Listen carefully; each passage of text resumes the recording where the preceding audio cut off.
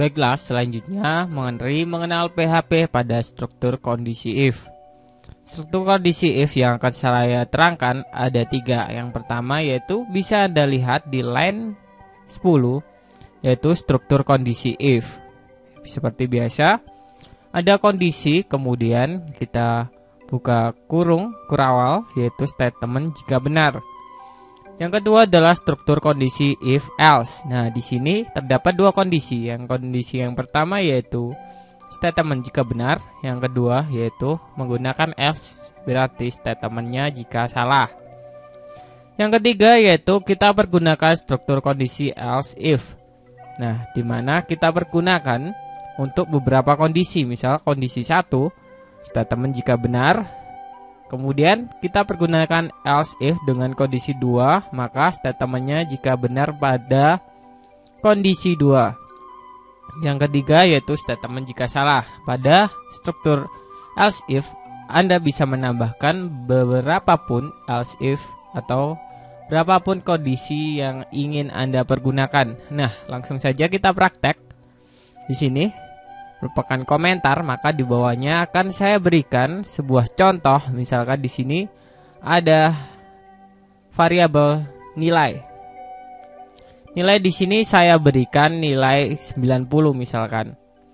Nah, pada di bawah nilai akan saya cek seperti kondisi yang di atas. Saya pergunakan kondisi yang pertama yaitu struktur kondisi if. Kondisinya di sini apa? Misalkan nilai jika lebih dari sama dengan 80. Kemudian saya buka kurung kurawal, saya tutup kurung kurawal. Nah, seperti ini. Anda bisa mempergunakan if dengan sintaks seperti ini dalam PHP. Kemudian kita apakan? Misalkan saya tuliskan di sini nilai Anda bagus. Titik koma jangan lupa.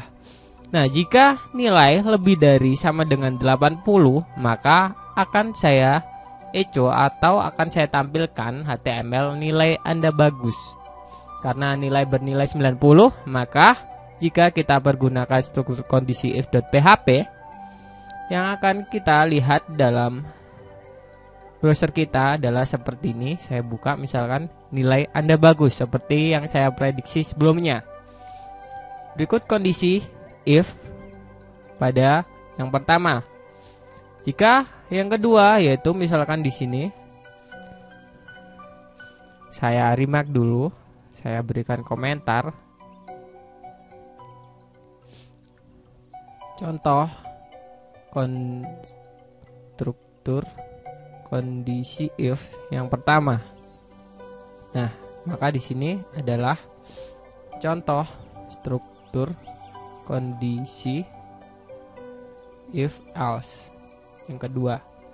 Nah, maka di sini Anda pergunakan sama. Anda cek nilainya, variabel nilai jika lebih dari 80. Misalkan di sini, maka akan kita echo. Saya copy saja dari atas.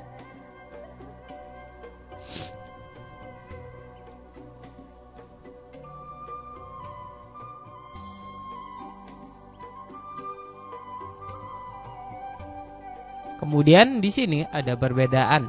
Kita pergunakan else. Nah, jika lebih dari 80, maka nilai Anda bagus. Jika kurang, berarti di sini kita berada di statement else, maka akan saya echo nilai Anda jelek.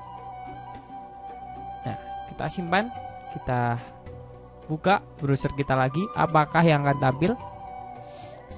Nilai Anda bagus. Jika kita ganti nilainya, misalkan 90, saya ganti dengan angka 50.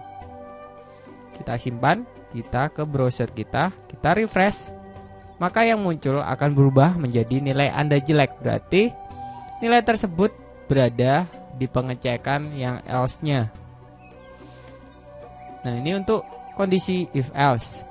Nah, bagaimana jika saya ingin mengecek nilai yang misalkan di sini nilai di atas lebih dari 60, maka Jika dilihat dari nilai di atas 60 bukan bagus juga bukan jelek, maka di sini akan saya tambahkan lagi struktur kondisi if else. Nah, di sini struktur kondisi if else sangat dipergunakan. Kalau di sini else if. Nah, Anda lihat sintaksnya else if. Maka di sini jangan Anda pergunakan lagi. Maka di sini Anda bisa menambahkan kondisi lagi. Nah, misalkan di sini selain 80 saya akan mengecek nilai yang 60. Maka di sini akan saya echo nilai Anda pas. Kemudian di bawahnya kita else. Dengan kata lain di tengah-tengah kita bisa mensisipkan sintak else if atau perintah else if dalam PHP. Jika Anda mempunyai kondisi 1, kondisi 2 dan kondisi-kondisi selanjutnya, Anda bisa menambahkan else if. Dan yang terakhir, Anda bubuhkan perintah else jika sudah habis kondisi yang ingin Anda berikan. Kita simpan. Kita coba. Kita ganti nilainya menjadi 65 misalkan di sini.